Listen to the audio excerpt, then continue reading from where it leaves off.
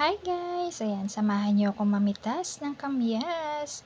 Ayan, ang lalaki na nila oh.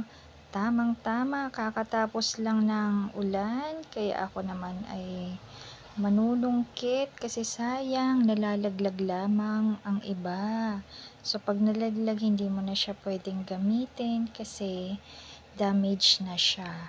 So ayan, tiyaga-tiyaga tayo sa pananungkit at nakakarami din naman ako. Sakto yan sa aking gagawin na kamyas jam. Ayan si Bantay, ang aking baby, ang aking senior dog ay bantay-bantay talaga ako.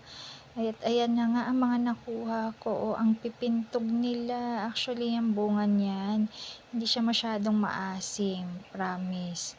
Talagang nagagawa ko siyang jam na akala nga nung iba eh sobrang asim ng kamyas na yan.